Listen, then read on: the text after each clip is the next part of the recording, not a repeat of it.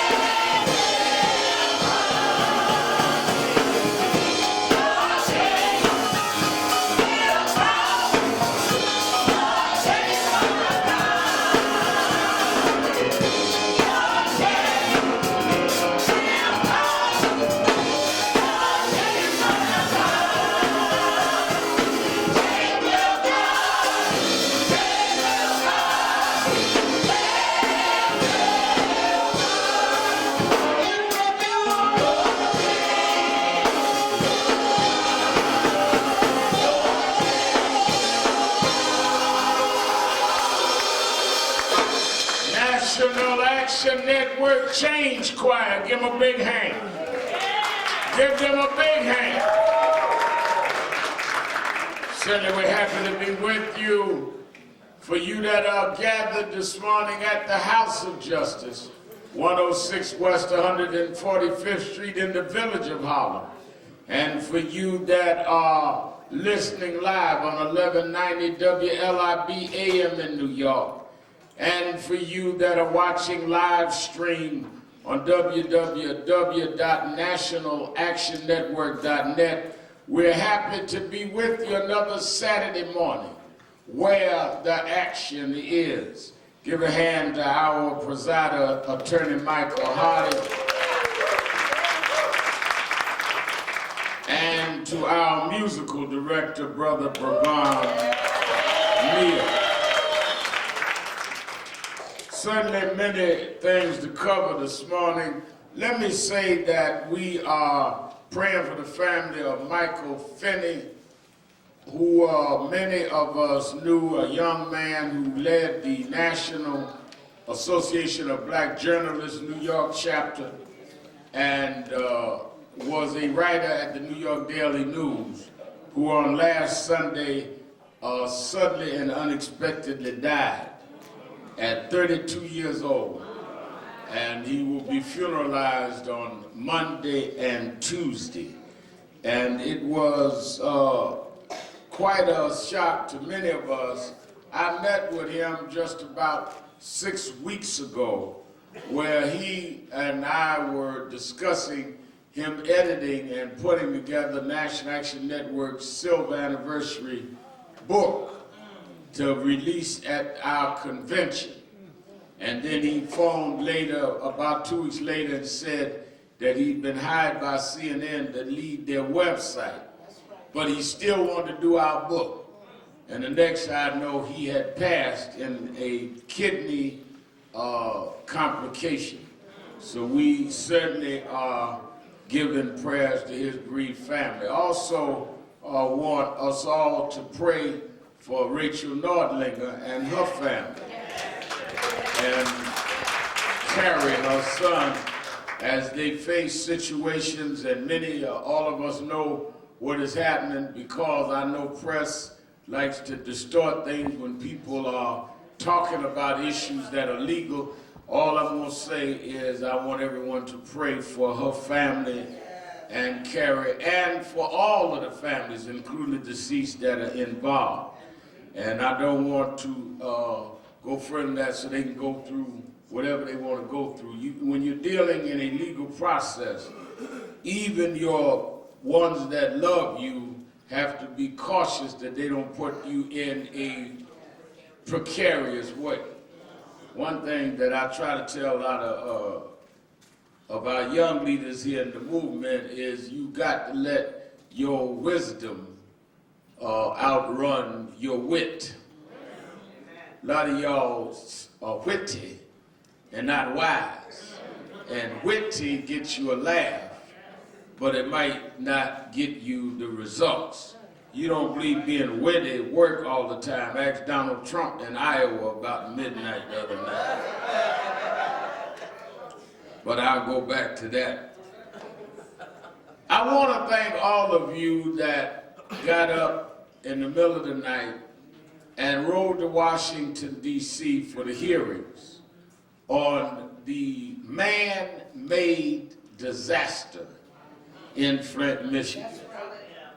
I was very proud. Buses from Detroit and Flint, and the bus from here in New York. And as George Curry, the journalist, said, when we went and dealt with the Supreme Court case, or the Fisher case on affirmative action, the same was true this week at the House of Representatives committee hearing, oversight committee hearing on Flint. Had National Action Network not come, there would have been nobody there representing the community. So at one level you can brag, at another level that is why we are in existence. That's why we're there. Rather than say, well, we show up nobody else, well, that is why there is a National Action Network. And that is why April 13th through the 16th, you ought to be at the Sheraton early all day at our national convention. Our convention is the most vibrant and well-attended because it is about action. One of the things we do every year is measure the movement and show what we committed to do last year, how much of that did we do, and set our goals for the year coming, as well as have workshops in every area of our life. All of the presidential candidates are coming this year. A lot of people of high esteem in business and in the arts and on and on and on. But that's not the reason I want you to be there. I want you to be there because we chart a course of action nationally for the year. Now, do you realize that the end of this year, less than a year away now, President Obama will be leaving the White House. This will be the first time in American history that we will watch a black family leave the White House. There are those that will want to see blacks' interests and focus leave with him. How are we going to make sure that that's not the case? That's what the convention is about. Not only in policing, certainly that, but in education and health care and infrastructure development in the arts, in what is going on in terms of gun violence, across the board. What is going to happen to protect our voting rights? All of that will be dealt with at National Action Network's convention. But many of us don't realize, we talk about this election like it's just automatic. 15 states have new voter laws that they've never had before for this election. So people will be showing up at the polls, and if they don't have the right voter ID, they will not vote. People talking about who you gonna vote for. First of all, are you gonna be able to vote? Is the first question. In 15 states, critical states like Ohio, like North Carolina, those people will be here. You need to be a part of all of these workshops and planning sessions. The role of the church, the role of dealing with other movements. Where are we with the gender movement, women? Where are we with lesbian gays movement? I ain't talking about your personal life. I'm talking about how we deal as social and interactive people. All of that we do at the convention. So I want you right now, if you have not pre-registered, because the only way we can make arrangements, particularly with all these candidates coming and security and all that, the only way we can make arrangements for the right amount of rooms and secure is if you are pre-registered. You show up, you might not get in because a lot of these sessions are going to be locked down. Pre-register, and we are one of the few, if not only, national conventions. We don't charge a registration fee. We only ask you to pre-register, and you can do it now by going online to www.nationalactionnetwork.net, www.nationalactionnetwork.net, or call 1-877-626-4651, 1-877-626-4651. Call now. People are at the phone, and pre-register for the convention. If you can't do all 3 days, do a half a day, do a workshop. But I would not let history say, in the last year of the first black president, that I was too occupied that I could not go and spend some time in being part of the planning and in the action of what we ought to do about it. So I want you to really, really get in there. I am today looking at how we are continuing with these cases. One of the litany, one of the legacies that NAN has established is we on a case from the beginning to the end, as well as using the cases to highlight the need for legal and policy changes. So when we fought the New Jersey 4 case in the 90s, it led to racial profiling laws. As we fought on other issues, voting and all, it led to change in the laws. The other night, I believe it was night before last, I spoke for Mrs. Diallo at the Amadou Diallo Foundation, having their dinner and gala. Amadou Diallo was killed in '99. We stood with that family, went to the trial every day, went to jail to get the trial. And here we are many years later, still with the family. The Garner family was there. Erica and Gwen Carr and Emerald, led by our Esau Gardner, the widow, have been there every week in some capacity, been there every week. And whether it was big media or not, you can't be an activist that you're only active when the TV cameras are around. There's a difference between celebrities and activists. You with an issue as long as it's hot. I call and deal with families as long as I know. I was glad the other night, Sean Bell family there, Miss Rosario there, all of them there for Miss Diallo. When we go up there today, I'm headed to Miami to speak tonight for the Trayvon Martin Foundation. His birthday's today. His mother's continue. I'm going to Miami to be with her, and they're no longer in the news. But that is not have anything to do with the commitment of this organization to that family and to ending the Stand Your Ground law in Florida. That's why a lot of people, God comes telling me I want to talk at the rally. And what rally? Y'all's rally. You need to have some grassroots folk. I said, first of all, you don't even know what the rally is about. Let's start there. I mean, we don't have open mic. This ain't karaoke. Or karaoke or whatever. You know it ain't karaoke when I can't even say it. I say karaoke. I mean, when you just get up and try your best, go to the bar. We have rallies about an issue.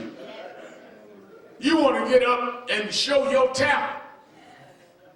That's round the corner at the tavern. We have rallies about voting rights, about justice for Eric, about policing, about dealing with education, whatever the subject of the rally is. This is not about you wailing away. And all of this nonsense about categorizing who's grassroots or not. Everybody is grassroots that has to get up and get on a subway and go to a rally and struggle to pay their rent. Let me tell you something. One of the things that I saw this week that we got to be very careful to not get into. You know, I grew up in Brooklyn. And one of the things that I always understood is when folk would signify in order to try to win an argument that they didn't have the facts to deal with. So if you get into an argument and you can't really make a better point, you start name calling and signifying. And that's what they do with, you ain't grassroots. This week, who's establishment and who's progressive?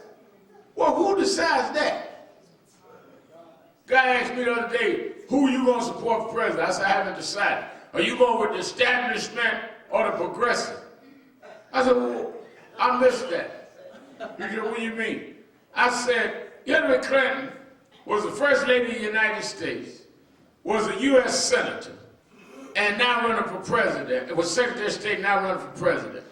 Bernie Sanders was a mayor, a congressman, and a senator. Both of them establishment to me. That's right. Tell him, man. Now you could be progressive establishment or moderate establishment, but you can't be a mayor and a senator and all that, sit up talking about you ain't establishment. Right? Then what is that? Just like they run around, well, the black establishment and the black grassroots. I know blacks in the establishment that are grassroots. They still broke. They still struggle against what's wrong, so they understand the economic pain. But they use these slogans and use these labels to separate and divide. Anytime you want to know where a provocateur is when they come in to divide rather than to help keep us moving. So all of their energy is trying to come with some way to split us up. Hey, tell him. Rather than to unite us, to get us to the goal that we're trying to get. Now we have different ways that we do things, but you know that before you show up. So if you don't agree with my way, then what you come to my rally for? I don't go interrupting you. You live in an apartment building, you cook when you like in your house. You don't be knocking on everybody's door telling them what to eat. That's why they got an apartment, meaning a pot from you.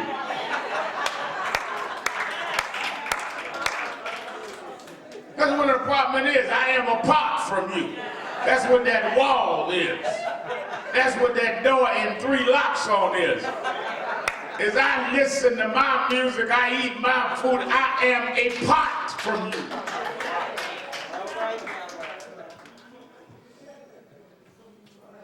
So I think that we must be very careful to be functionally united, where we can have functional unity, but keep our distinct ways that we want to deal with things without having to be less or compromised in which way you deal with things. But at the same time, not have to label each other because we disagree. Runs me into this whole situation in Flint. I want everybody to understand that in all of my life, I've never seen a situation worse than what you're dealing with in Flint, Michigan. Amen. Which is why I'm so happy that Reverend Charles Williams, our Michigan State Chair, has taken the leadership on this and has taken it for the last 14 months, along with Minister Warrior. Let me explain something to you, because a lot of people do not understand the real problem that Flint raises and where the problem comes from, which goes right into the other reasons that we do what we do. A Republican governor was elected as the governor of the state of Michigan, Rick Snyder. One of the first things that Rick Snyder did was begin to go around the state of Michigan saying that cities that were in financial trouble, he was going to appoint emergency managers to run the cities, and they would have the authority that would supersede the local city council and the mayor. Y'all with me so far? That means that the mayor and the city council that were elected by the people no longer had the power to do what the people elected them to do. He suspended the rights of the voters in those cities. And they were mostly the black cities in Michigan that he did this to. Detroit, Flint, on and on. The city emergency manager in Detroit immediately started messing with the pensions and the union rights. Many of you remember, I went out there and rallied with Reverend Williams and them about that.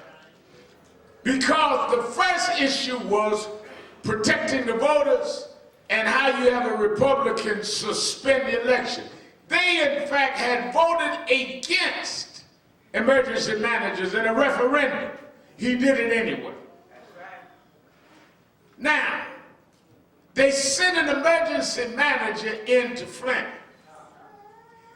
The emergency manager, in the name of saving money, said that we need to change from the Detroit water that we service Flint with and change and get water from another supplier.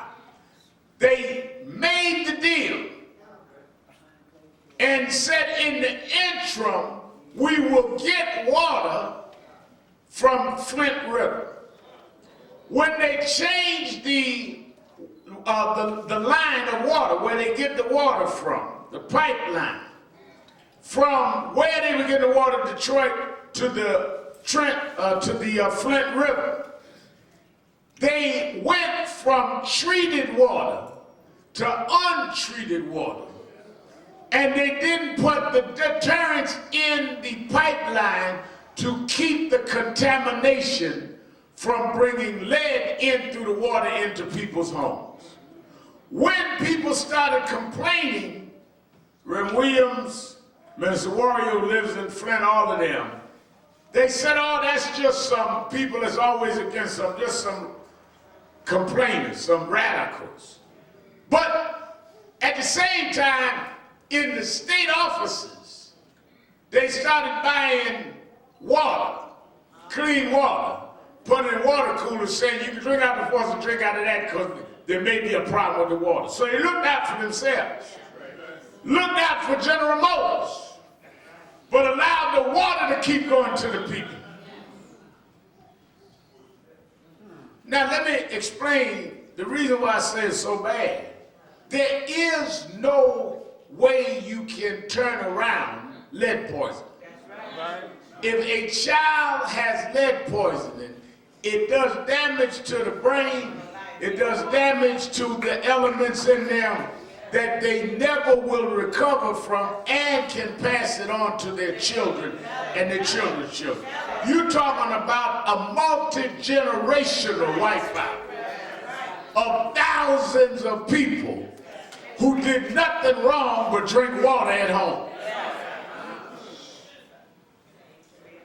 At least in New Orleans, with Katrina, the levees that should have been stronger broke. This is an intentional ignoring of water that's running, that people are telling you something wrong with the water. You test the water, emails sent to the governor's office, and they ignored it until people started raising public attention.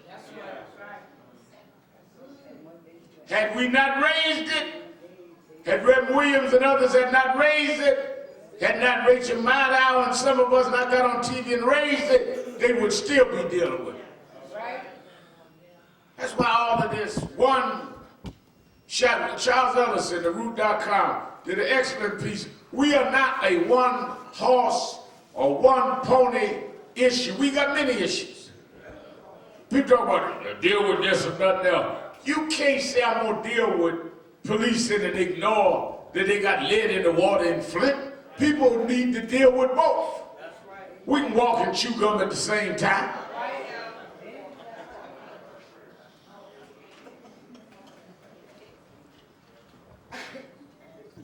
Several issues at hand in Flint. So y'all understand it's not a distraction. It's the issue, of course, of poisoning people. It's the issue of suspending people's vote by putting an emergency manager over them. It's the issue of people that don't vote but gonna drink the water. Next time you hear one of your cousins talking about I don't vote, it don't make a difference anyhow, well tell them to quit drinking, quit flushing the toilet, quit putting his behind in a bathtub, because the kind of water he do that with is decided by the folk he vote for or don't vote for.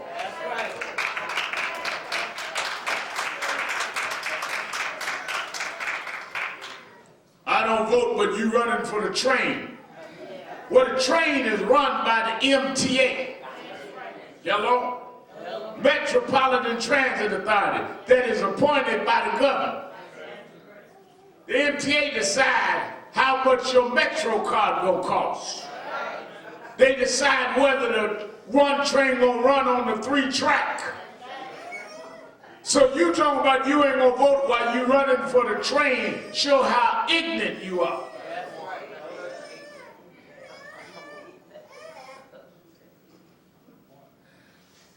Not ignorant, ignorant.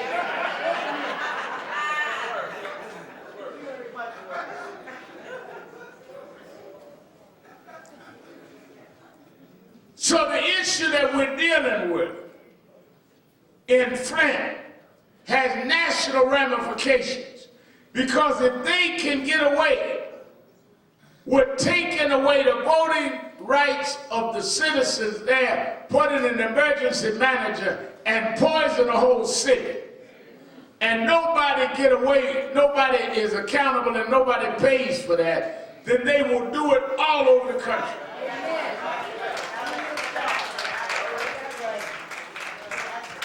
Part of what is done, study history, part of what is done is they will take models, see what they can get away with here, and then nationalize it. In the height of the civil rights movement in the 60s, there was a candidate for president called Barry Goldwater in 1964. Let me give you the picture, because I want y'all to understand this in this election year as we go to convention. They began In 54, the Supreme Court gave the Brown versus Board of Education decision. Separate but unequal is not constitutional. Year later, Rosa Parks sits down in the front of the bus, starts the Montgomery boycott led by Dr. King. Went into 1960, students start sitting on lunch counters against segregation. Freedom Riders by Cole. All this at the same time. Dr. King didn't lead the Freedom Riders. Dr. King didn't lead the lunch counter. He led the boycott. Different people doing different things. It culminated in a movement that broke down the Jim Crow walls. What did the right wing do? They went and got a backlash kind of politic represented by Barry Goldwater, who used the signal, the dog whistle. In your heart, you know I'm right, was his theme. Now, Barry Goldwater ran against Lyndon Johnson, who became president after they had assassinated President Kennedy. Lyndon Johnson signed the Civil Rights Act and was going to sign the Voting Rights Act the next year. Johnson beat Goldwater by the biggest landslide that ever was. But that wasn't the issue. The issue was they were running a strategy to see if they could expand it and take the country. They saw where the country was tipping. How do we counter this? Goldwater took the whipping. Johnson had signed the Civil Rights Act of '64, turned around the next year and signed the Voting Rights Act of '65. Y'all with me? But what did Johnson say when he signed it, Aisha Shakur? He said, I'm going to sign this, but we will lose the South for the next 20 years. Why? Because when he signed the Voting Rights Act, which guaranteed blacks the protection for their right to vote, he knew that there would be a white backlash that would vote against his party for signing. Well, Red Man, that's just folk talking. Okay. Goldwater planted the seed. Johnson signed it. 1965, the next election, cities were burned all over America. Black Power movement was at its height. And the backlash movement came in, and Johnson's vice president, Hubert Humphrey, lost to Richard Nixon. Same model you're looking at right now. They are sending dog whistle signals. They're not running based on what is going on in the country. When Barack Obama became president, they were losing 800,000 jobs a month. He saved the economy. They can't run on the economy. They can't run on war. So they're running against immigration. Dog whistle. Us against them. And got some black folk running around talking about, we need to keep the immigrants out here, they taking our job. Our who? Let me tell you something. You're looking at the Mexicans. If you're from Jamaica, if you're from Trinidad, if you're from Bahamas, immigration law is going to apply to you. Haitians. I mean, you can't let them trick you like that. We running against women's right to choose. We run against gay marriage. No, you run to be president because you're trying to come behind Obama and reverse everything he did.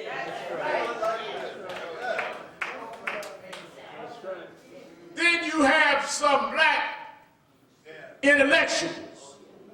Blacks are worse now than before under Obama. All right, let's go to the tape. When Bush was president, we were 16% unemployed. Friday, new data come out. Unemployment is down to 4.9. Blacks are 8%, much too high, but half of what it was. Obama brought half of what it was. Affordable health care, 19 million people signed up. More black people got more health insurance now than they ever had. Eric Holder and Loretta Lynch instructed government U.S. attorneys to stop getting maximum time on nonviolent crimes. So it's easy for some tenured professor with a guaranteed income to talk about what Obama didn't do because you live comfortable. But if you one of them folks that didn't need to be locked up the rest of your life for smoking a joint, Obama did a lot for you. If you were unemployed and got one of those jobs, Obama did a lot for you. If you didn't have health insurance and no way to do it, Obama did a lot for you. You bourgeois intellectuals, he might not have upped your salary, but he did a lot for black folk, and I'll say that anywhere, because he did a lot for everybody.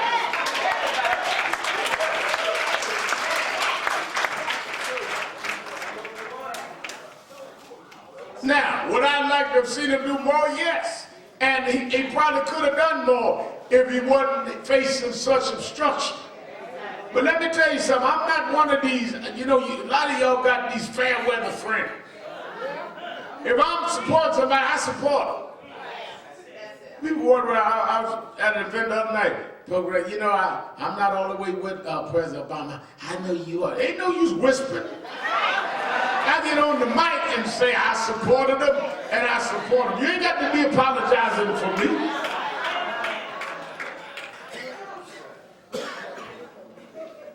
Lady saw me at the Diallo thing. I remember when he was fat. Fat, say it. You ain't got to be whispering. Everybody saw me at 300 pounds. It wasn't no secret.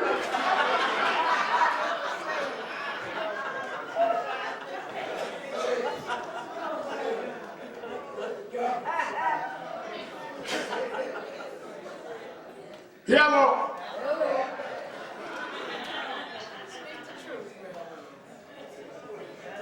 I knew you back and when you supported controversial cases. They're still controversial cases. I stood and believed Tawana Brawley. They're folk today that are calling folk liars that believe Sandra Bland. They still got controversial cases.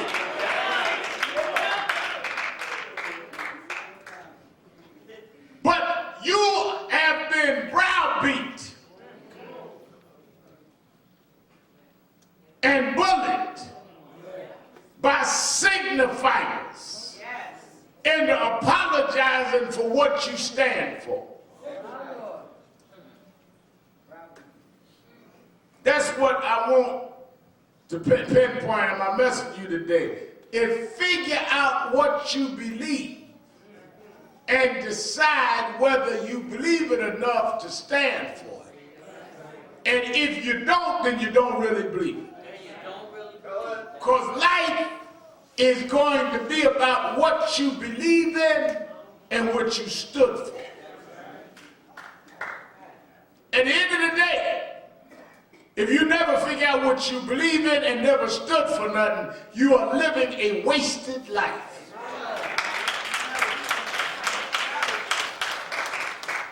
And if your motto is to be all things to all folk, you will end up being nothing to nobody.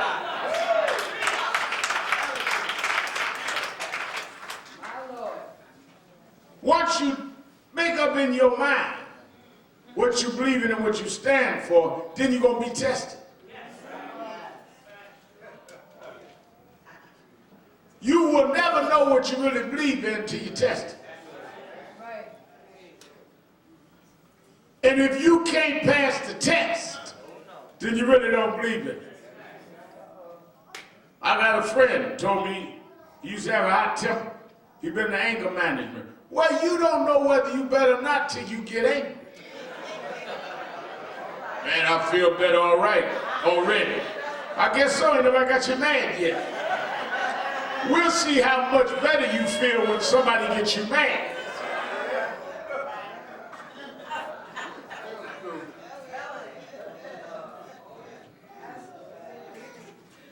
Like I got friends that on a great diet in between meals.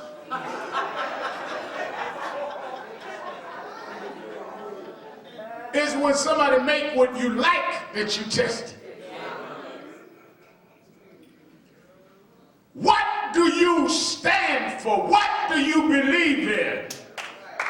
And will you stand up for it? And will you stand even when you test it?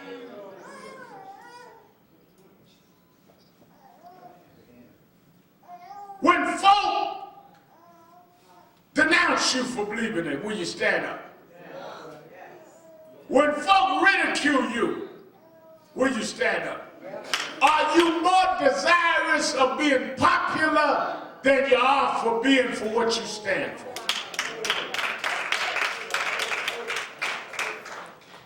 When I was growing up in Brooklyn, it was a time of great activism, end of the 60s, beginning of the 70s. A lot of my friends became activists in other disciplines. My mother brought me to Reverend William Jones with Bishop Washington and said if I'm going to be an activist, because I was 12, going 13, I wanted to be an activist, said, well, we want him to at least stay in the church. Most of my friends were in much more, quote, militant organizations. The reason I was in Breadbasket, it was a church-based. I had to pass the test of my friends saying, well, y'all too moderate. But I believed in the church. And the reason why I ain't thinking about criticism all my career is I grew up being mocked by my friends in junior high school. What was, in the view of some, unfortunate to grow up being mocked as a child, ended up making me stronger as I grew in my activism, because I was used to taking the attacks.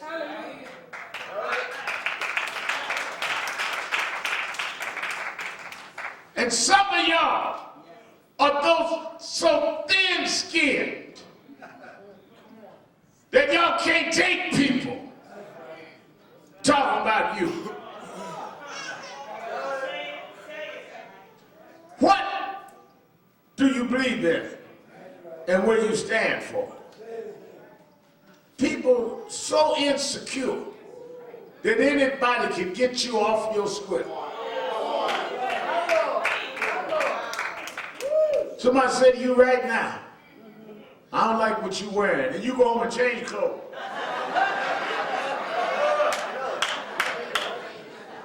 Because you insecure. And some folk do it because they know they can mess with you. Ain't nothing wrong with you, but they just watch me get them. And they can get you because you're that insecure. You need people to validate you.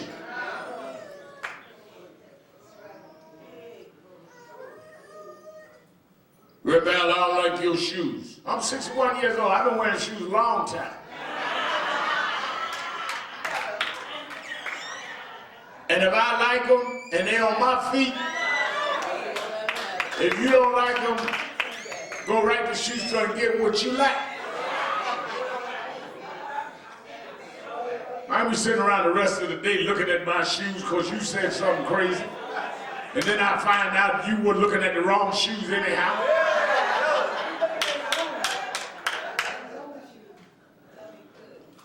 Insecure.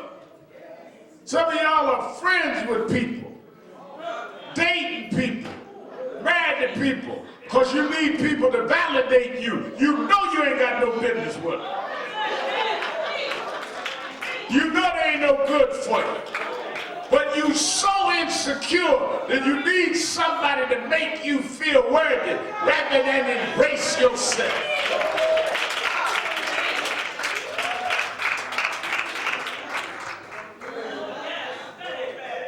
Do you love me? If you got to ask, you need to get up and get on out of there.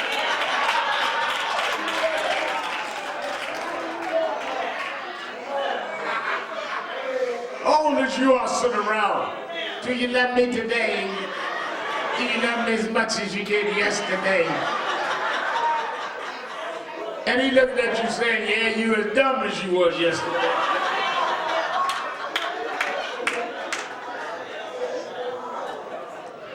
Any friend that's got to validate their friendship every day is not your friend.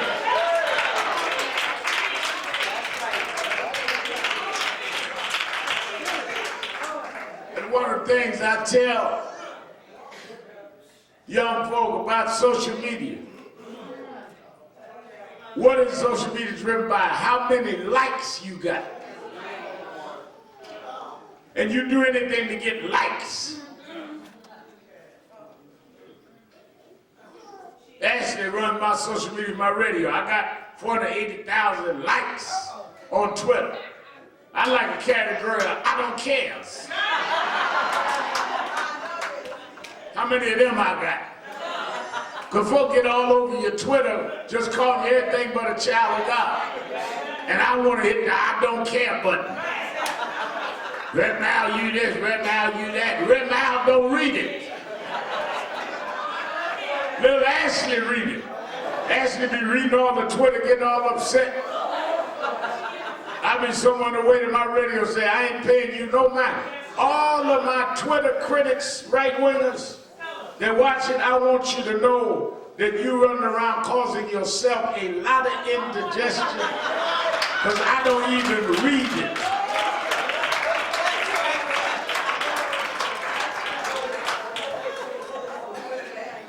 You be just cussing me out, hitting sin, talking about I got him. Got what?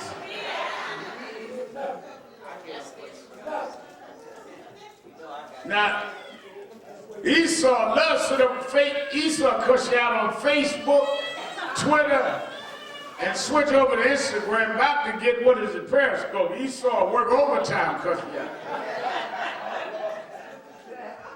But my point is, because I really try, as we lay out agendas here, to also give you what a message every week to try to help you. See, because I don't think civil rights is just about the convention, just about flesh. It's also about you, real human beings and movements.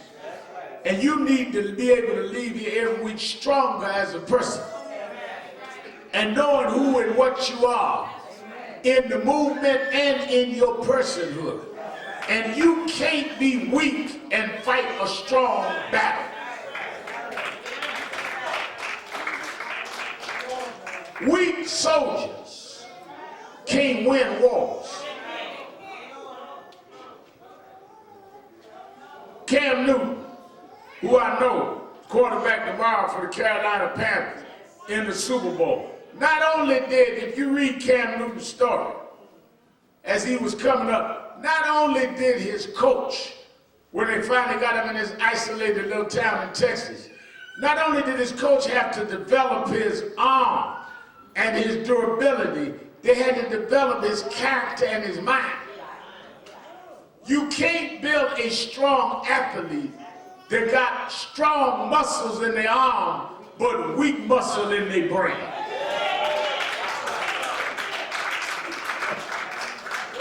And self-esteem.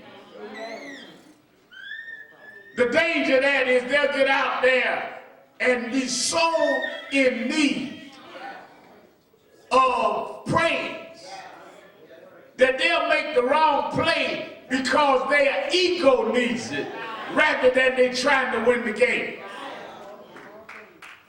Last thing you need is a quarterback that's going to try to run the ball rather than throw the ball because he wants somebody to embrace him. Are you about winning the game? Or are you about showing off? And that's what's wrong with a lot of activists. Show-offs. You trying to get a message out and they hollering louder than the message because you showing off. Get up and rally and say, let me explain to you. You tell them, but wait a minute, I'm trying to tell them if you shut up.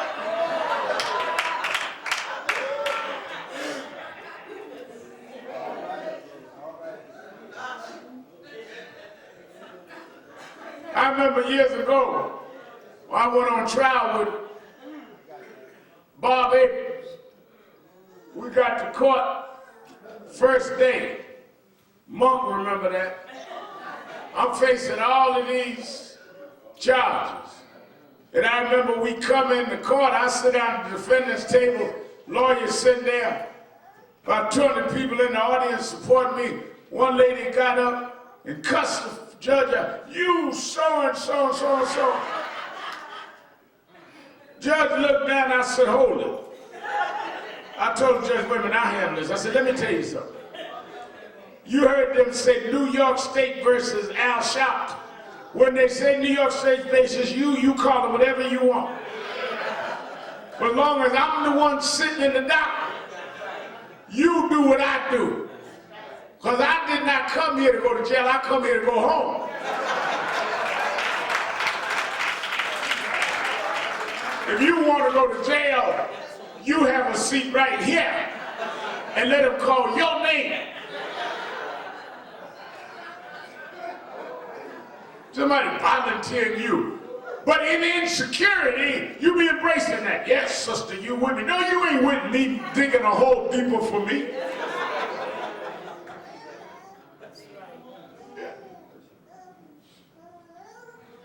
What do you believe? And what will you stand for? I was reading this week where the president was talking about how there was a situation that had occurred in World War II during the Nazi invasion. And they had captured these American troopers. And their orders were in this Nazi camp, in this Nazi prison camp, to kill the Jews.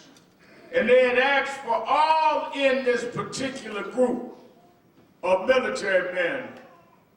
They stood them up and they said, all the Jews stepped forward.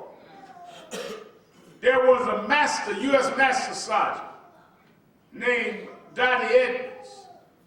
And Dottie Edmonds, when they told all the Jews in his unit to step forward, told the whole unit to step forward. Everybody stepped forward. Well, why did they do that? Because when the Nazis saw all of them step forward and didn't know the Jews from the rest, they wasn't going to kill them all.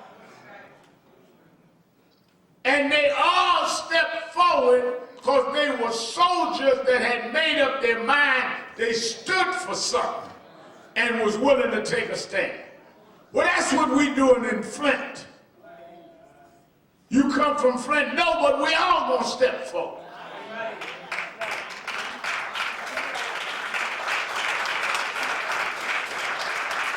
Poison your water, no, but we all gonna step forward.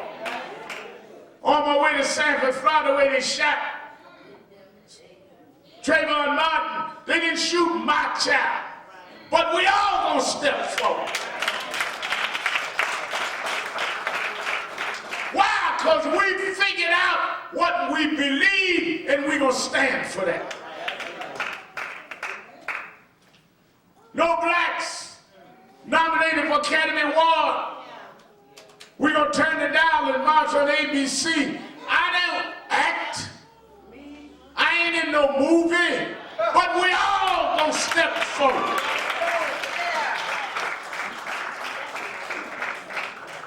Because if you believe in something, the only way you can show you believe it is if you step forward and stand up for it.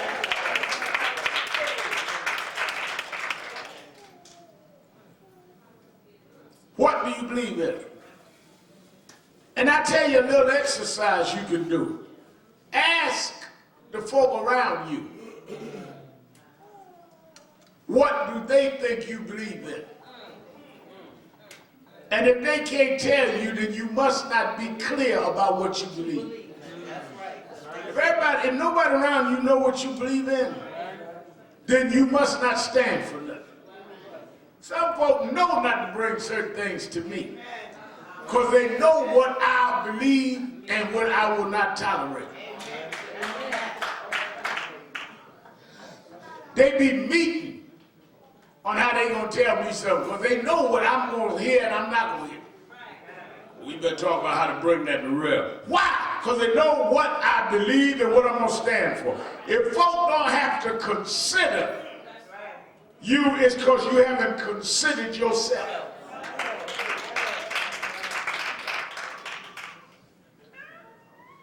And then once you become firm in that, then God will strengthen you.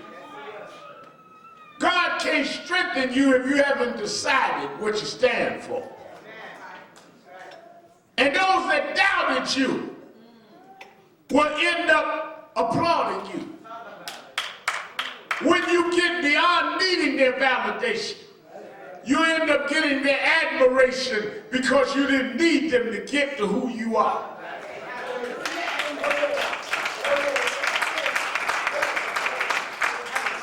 I'm going to say that again. When you get beyond people needing people's validation, you'll end up in the long run getting their admiration.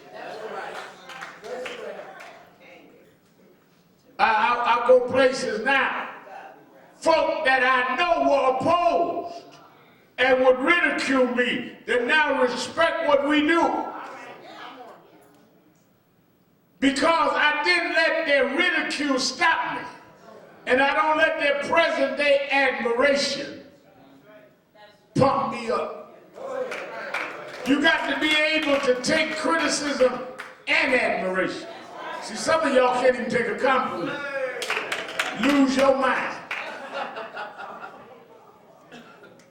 Oh, did you hear so-and-so say I was this? Oh, did you hear? I mean, one compliment. That's all we hear about all week.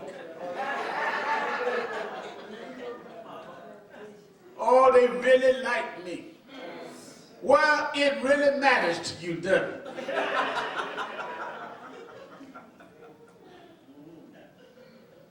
Let's turn to the Bible. Paul was shipwrecked. When they looked, there were leper on his hand.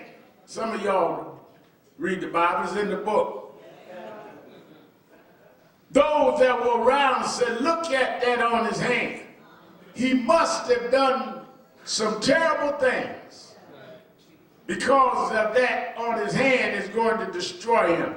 And they started talking about all of the bad he must have done to be caught with this snake, this leper, about to poison him.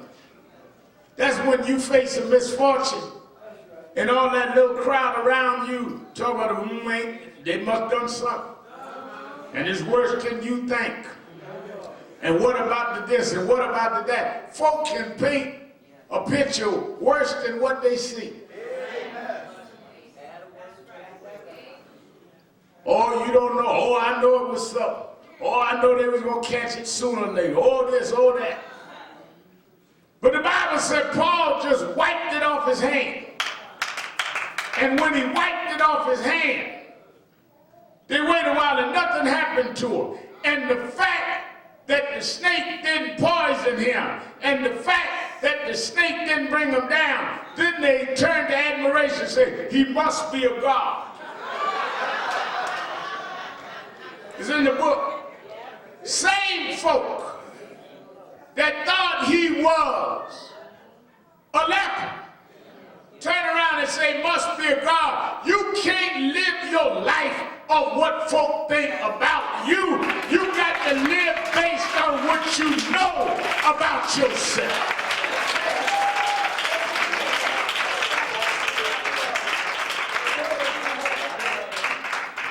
Whoever defines you can confine you. I'm not letting nobody define who I am. I know who I am. And I know what God done for me.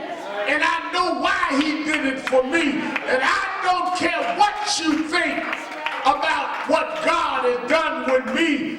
Me and God know what this journey has been. And I don't need your approval.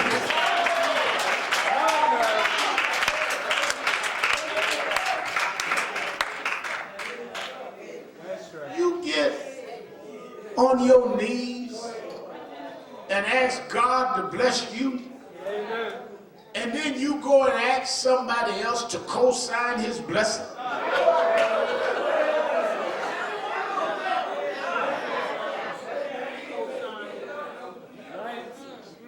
mean, think about that now.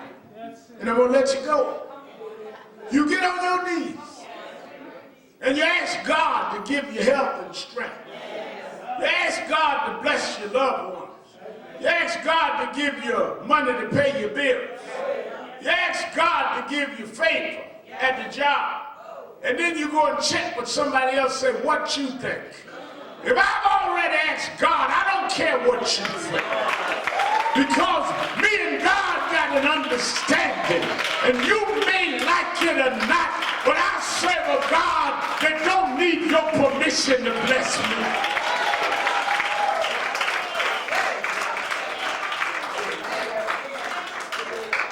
God needed your blessing. If God needed your vote to bless me, I wouldn't be nowhere. But I called on the Lord, and he heard my cry. And he didn't check with you. He didn't go by your house. He heard my cry, and he blessed me anyhow.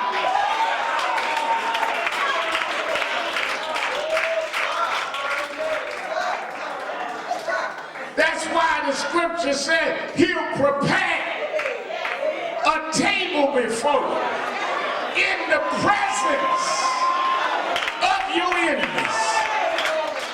The ones that doubted you, the ones that ridiculed you, the ones that say you'll never be nothing, he'll prepare a table before you in the presence of your enemies.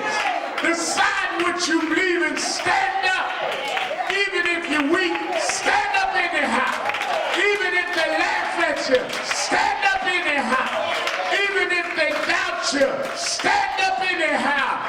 If you stand up, he'll hold you up. Let him bless you. Let him exalt you. God is on our side.